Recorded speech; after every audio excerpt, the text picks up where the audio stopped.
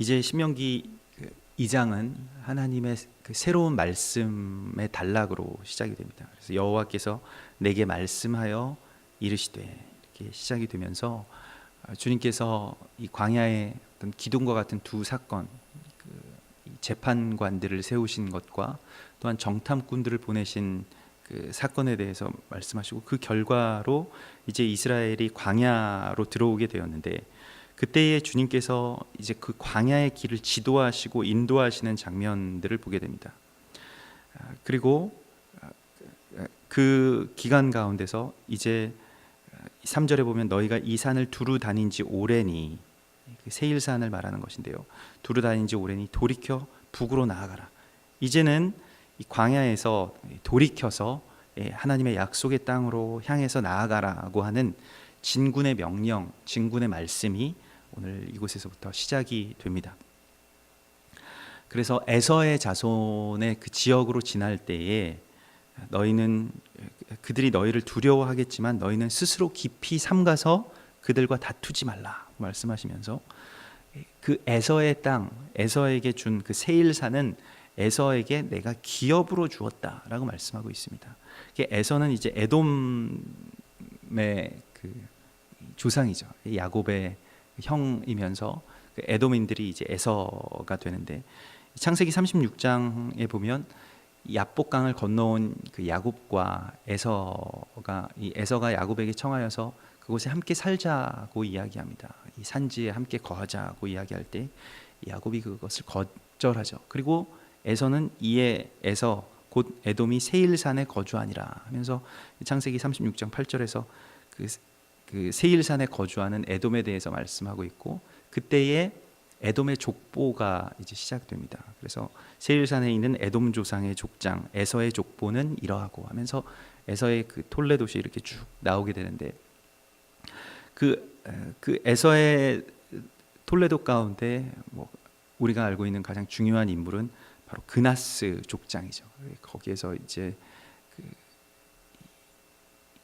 언약을 맡은 이방인들의 어떤 그러한 그 종족들이 나오게 됩니다. 그래서 에서는 그 언약에서 멀어진 자가 아니라 또 다른 그 언약 가운데서 지금 그 세일산에 거주하고 있는 자, 하나님의 기업을 받은 자라고 하나님께서 말씀하십니다. 이것은 이스라엘 백성들에게는 그냥 자신들만이 이 땅에 그 하나님의 약속의 땅과 약속의 땅을 기업으로 받는 것이 아니라 그 주변에 또 하나님께서 택하시고 하나님의 그 언약의 흐름 가운데 있는 자들이 있다라고 하는 것을 상기시켜 줍니다. 그리고 그 그나스 족장의 후예들이 나중에 이제 갈렙이 되죠. 갈렙은 이제 그나스 족속이고, 또 갈렙과 온니엘, 그 첫 번째의 사사인 온니엘, 갈렙의 사위였던 그 온니엘이 그 헤브론을 차지하고, 또한 그 기럇세벨을 차지한 그 자들이 바로 이 갈렙과 온니엘, 가장 중요한, 이스라엘에서 가장 중요한 그 지역 두 군데를 차지한 그러한 종족이 됩니다.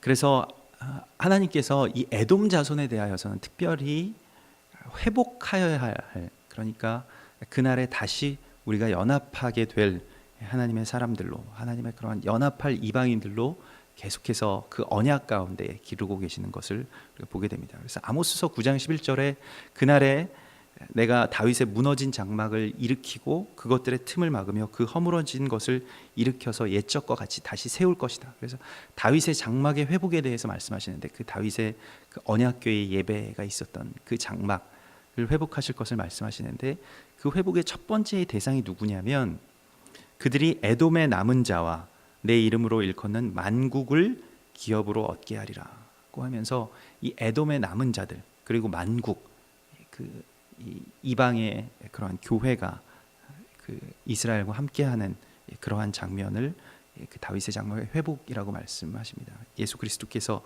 그것을 우리 가운데 주시겠다는 것이죠. 그래서 그들과 다투지 말고 또한 그 땅을 차지하려고 하지 말라. 삼가서 그들에게서 물을 사 먹고 그들에게서 양식을 사 먹으라고 말씀하고 있습니다. 그래서 돈으로 그들에게서 양식을 사서 먹으라고 말씀하고 있습니다.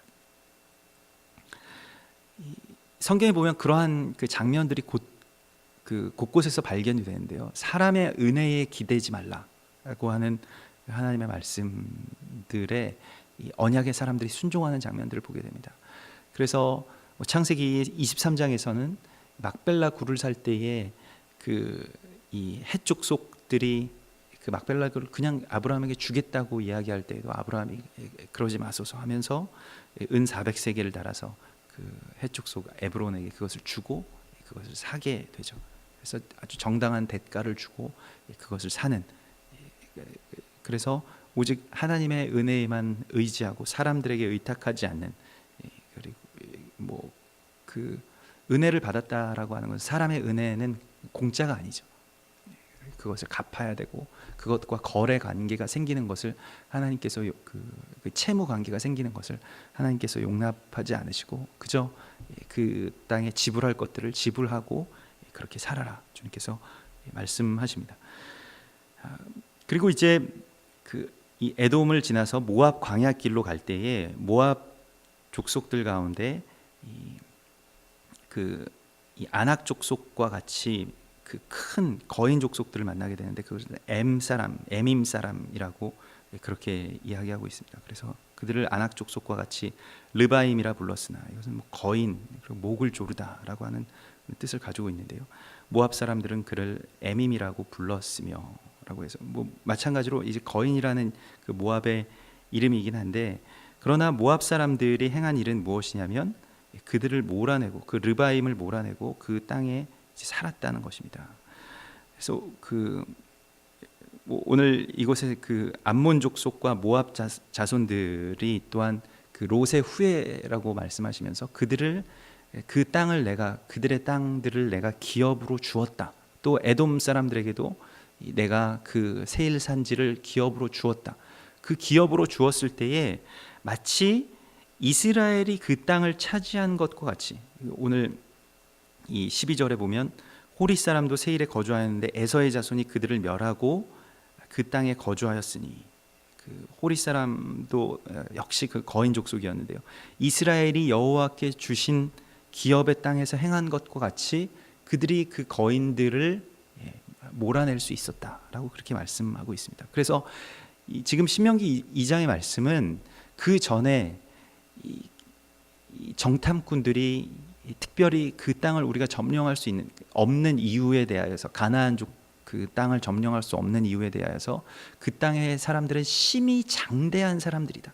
그 거인 족속, 그 아낙 자손들은 심히 장대하여서 그들 앞에 우리는 메뚜기와 같다라고 하면서 두려움에 빠졌던 것을 지금 이스라엘 백성들이 이방인이라고 생각했던 그 에돔과 암몬 사람들이 그 땅에 들어가서, 에돔, 암몬, 모압 사람들이 그 자기들의 땅에서 하나님께서 그 땅을 기업으로 주셨을 때에 그 거인들을 몰아낼 수 있었다.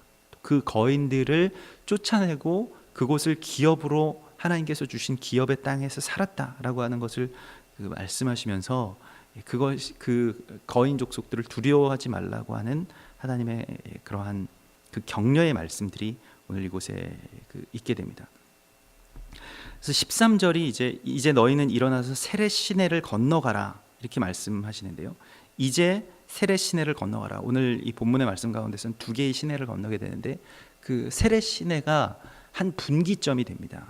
그래서 이 세렛 시내까지 38년이 걸렸다. 그러니까 정탐꾼들이 악평을 한 지점 가운데서 세렛 시내까지 38년이 걸렸는데, 이 38년 동안 어떤 일들이 있었냐면 그 전에 그 땅을 악평했던 세대의 군인들이 다 죽었다, 다 멸하였다. 하나님께서 그들을 다 멸하셨다라고 이렇게 말씀하십니다. 그래서 하나님의 새로운 시대가 시작되는 어떤 한 분기점이 바로 세렛 시내입니다. 그래서 세렛 시대는 세렛 시내는 새로운 세대, 새로운 시대를 열어가는 그러한 하나님의 역사가 시작되는 지점이고, 그것은 풍부한 강이라고 하는 뜻을 가지고 있습니다. 그래서 누가복음 5장에서 예수님께서 말씀하신 것과 같이 새 포도주는 새 부대에 담아야 할 것이니라고 하는 이러한 새로운 시대가 시작되는 어떤 분기점으로서 이 세렛 시내를 주님께서 말씀하십니다. 그래서 가데스 바네아에서 떠나 세렛 시내를 건너가기까지 38년이라. 그런데 모든 군인들이 그들에게 맹세하신 대로 진영 중에서 다 멸망하였느니 여호와께서 손으로 그들을 치사 진영 중에서 멸하신 고로 마침내는 다 멸망되었느니라. 그래서 여호와께서 손으로 이 진영 중에서 이스라엘 그 군인들을 멸하신 사건은 마지막으로 이제 민수기서 25장에 나오는 그 모압과 행음하게 됨으로써 이스라엘 그 남자들이 이제 그 죽고, 그때에 이제 비느하스가 일어서서 창으로 그를 찌르는 그런 장면이 나오게 되죠. 그리고 그 이후에 인구조사, 마지막 인구조사가 있습니다. 그러니까 새로운 하나님의 세대가 이제 열리게 되는 그런 분기점이 되었다. 그것이 이제 세례 시내라고 말씀하고 있습니다. 그래서 암몬 족속에게도 그들을 괴롭히지 말고 다투지 말라. 그래서 주님께서 말씀하신 이 지점들을 우리가 보면 암몬 족속은 이제 아브라함의 언약과 깊은 관계가 있습니다. 아브라함이 그 롯에게 네가 우하면 내가 좌하고 네가 좌하면 내가 우하리라 하면서 그 롯과 분리되어서 롯에게 하나님께서 그 땅에 거주하게 하신 땅의 기업으로 주신 땅을 그들의 자손들이 지금 갖고 있는 것처럼, 또 그들의 자손들이 지금 그들의 기업을 그 어떤 작은 실타래와 같은 그 언약을 붙들어서 그 기업을 삼았던 것처럼 너희에게도 내가 이 땅을 줄 것이다. 야곱과 에서가 갈라진 그 지점에서 그 에서의 후손들이 그 세일산에서 거주하고 있는 것처럼 너희도 그 땅을 차지하게 될 것이라고 하는 그 언약에 대한 다시 새로운 상기를 주님께서 주시는 것입니다. 그래서 지금 이스라엘 백성들이 이 가나안 땅에 들어가게 되는 것, 세례 시내를 건너고 그 땅을 향해서 행진하고 있는 것은 아브라함의 언약과 또 야곱과 약속하신 그 땅에 대한 언약을 하나님께서 성취하게 하기 위함이고, 하나님께서 기업으로 주셨으면 그 거인 족속들을 능히 쫓아낼 수 있다, 그러한 예가 있다라고 하나님께서 이렇게 말씀하시는 것을 우리가 보게 됩니다. 그래서 24절에 너희는 일어나 행진하여 아르논 골짜기를 건너라. 이 아르논 골짜기가 이제 또 다른 한 그 분기점이 되는데요. 그때부터 이스라엘이 전쟁을 시작하게 됩니다. 이 새로운 군인들이 새로운 세대의 새로운 지점에서의 전쟁을 시작하게 됩니다. 그래서 아르논 골짜기를 건너라. 내가 헤스본 왕 아모리 사람 시온과 그의 땅을 내 손에 넘겼은즉 이제 더불어 싸워서 그 땅을 차지하리라. 그래서 우리가 어제 그 말씀 가운데 나누었던 것처럼 그때의 선악을 분별할 줄 모르던 어린 아이들이 이제 38년이 지나서 이제 장성한 어른 그리고 군인들이 된 그 지점입니다. 그래서 예전에 연약하던 자들이 이제 군인으로 하나님의 군사로 일어서게 되는 그 골짜기가 바로 아르논입니다. 그래서 아르논 골짜기를 건너는 그 지점에서 헤스본 왕 아모리 사람 시온을 이제 치게 됩니다. 거기에서부터 이스라엘의 정복 전쟁이 이제 시작되는 것이죠. 그래서 이 헤스본 왕 시온이라고 하는 자는 누구냐면, 그 헤스본이라고 하는 뜻은 음모하다라는 뜻을 가지고 있습니다. 그런데 그 시온이라고 하는 이름은 쓸어버리다라는 뜻을 가지고 있는데요. 그 이스라엘에 대한 그 진멸, 또한 이스라엘을 공격하기 위한 어떤 음모를 세우는 자들의 그 상징이죠. 그런데 그들과 이제 더불어 싸워서 그 땅을 차지하라고 말씀하시면서 25절에 오늘부터 내가 천하 만민이 너를 무서워하며 너를 두려워하게 하리니 그들이 내 명성을 듣고 떨며 너로 말미암아 근심하게 하리라. 그래서 오늘부터 그 아주 이 38년, 이 40년이 지난 그 시점 가운데서 오늘부터 이제 나는 천하 만민이 너희를 무서워하게 할 것이다 라고 말씀하십니다.